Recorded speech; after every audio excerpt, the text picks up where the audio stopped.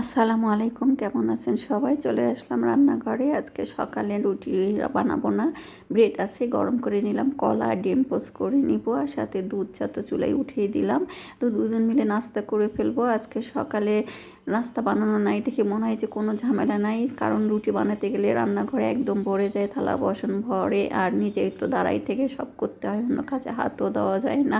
তো ভাবলাম একটু দেখি বারান্দাগুলো, গাছগুলো আসলে বলে না একটু রেস্টে না থাকলে এগুলো দেখার ইচ্ছাও হয় না। যখন রান্নাঘরে ঢুকি কাজ করি তখন আর এগুলো দেখতে আসারও সময় পাওয়া যায় না।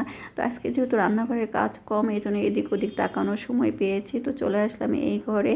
তো এই ঘরে বারান্দায় এসে দেখি গাছগুলো অনেক লম্বা হয়ে যাচ্ছে, কলমি শাকগুলো খেতে হবে। তো আজকে বাজারেও যেতাম, ভাবলাম না আজকে আর বাজার করবো না, এগুলো শেষ করি, কারণ বাজারে গেলে তো অনেকগুলো আবার শাক সবজি নিয়ে আসবো, মাছ নিয়ে আসবো, অন্য কোনো কাজ করার টাইম পাবো না। তো ভাবলাম যে নিজের হাতে লাগানো গাছের শাক খাই আজকে। তো কেটে নিলাম, এটা দিয়ে আমার 2বার খাওয়া হবে। দেখেন কয়েকটা ডাল শুধু লাগিয়েছি, তাই কত সুন্দর গাছগুলো উঠে গেছে, লক লক করে লতা হয়ে গেছে। আসলে দেখেও শান্তি, খেতে তো আরও ভালো লাগবে। তো কেটে নিলাম, অনেকগুলো হয়েছে, মনে হচ্ছে এক মুঠোর বেশি। তো রান্না করে আমি এই করতে করতে কত কি করি, সাথে একটা করতে করতে আরেকটা করতে করতে আজকে রান্নাঘরে হাত দিছি কিছু। তো সকাল থেকে আমার কাজ কম, আসলে মাথার মধ্যে ওটাই ঘোরে, এটা না করলে ওটা করব, ওটা না করলে ওটা করব। আর এই তো বয়ামগুলো সব ধুয়ে দিলাম, যত মশলার বয়াম আচারগুলো খালি হয়ে গেছিলো, একটু একটু করে সব বয়ামে পড়েছিল, সব বয়ামের আচার একসাথে করে একটু গরম করে নিলাম, নিয়ে সবগুলো পরিষ্কার করে ধুয়ে দিলাম। তারপর তো বৃষ্টি শুরু হয়েছে, চলে আসলাম বারান্দায়। বৃষ্টি দেখতেও ভালো লাগে, আসলে ঝুম বৃষ্টি শুরু হয়েছে, আর বৃষ্টি দেখতে সবচেয়ে ভালো লাগে গাছের জন্য। গাছের ফুলগুলো কিন্তু দারুণ লাগে দেখতে। আর চলে আসলাম আবার রান্না করে, কারণ দুপুরে তো রান্না করতেই হবে, যেহেতু সকালে কিছুই করি নাই। তো শাকগুলো বেছে ধুয়ে কুচি করে নিলাম। আর শাক তো এমন পরিষ্কার, মনে হয় একটা মরা পাতা কিংবা একটা ময়লা কিছু নাই। আর বৃষ্টির শাক না, কত সুন্দর লাগছে, আর নিজের হাতে লাগানো মানে সব কিছু দেখলেই ভালো লাগে। আর কাঁঠালের বিচিটা আমি কেটে নিলাম, একটু পেঁয়াজ বেশি করে দিয়ে নেড়ে চেড়ে ভেজে নিলাম। কাঁঠালের বিচিটা সেদ্ধ হওয়ার পর শাকটা দিয়ে একটু নেড়ে চেড়ে দিতে অল্প হয়ে গেছে, মানে একদম সেদ্ধ হয়ে গেছে। আসলে নিজের ক্ষেতের মতো লাগতেছে, মানে ক্ষেত থেকে উঠে নিয়ে এসে ভাজি করলে যেমন লাগে। আসলে গ্রামের মানুষরা তাহলে কত মজার মজার খাবার খায়, এমনি রান্না করলে তাদের খাবারগুলো মজা হয় অল্প মশলা দিয়ে।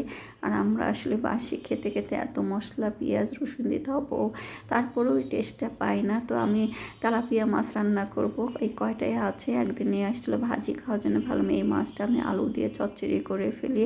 এই তরকারিটা আগে আমরা প্রচুর খেতাম, মানে ভালো লাগতো খেতে আলু দিয়ে। আর এখন তো আলু খাওয়াই হয় না, আলু তরকারি খুব কম খাওয়া হয়, আসলে অল্প মানুষ, আর বেশি মানুষের মধ্যে সব কিছু শেষ হয়ে যায়।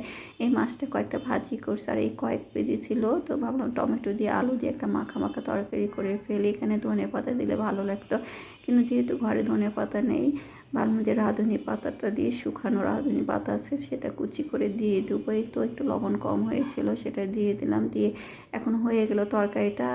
আর একটু মাংস ভিজাইছি অল্প করে, সেটাও রান্না করবো আলু দিয়ে। আসলে সব মাছ তো সবাই খায় না, ছেলে মেয়ে থাকলে ওদেরও চিন্তা করতে হয়। আমি চচ্চড়ি হওয়ার আগে একটু পেঁয়াজ আর সরিষার তেল দিয়ে দিই, তাহলে কিন্তু খেতে ভালো লাগে, মাছের ভিতরে ঘ্রাণটা চলে যায়।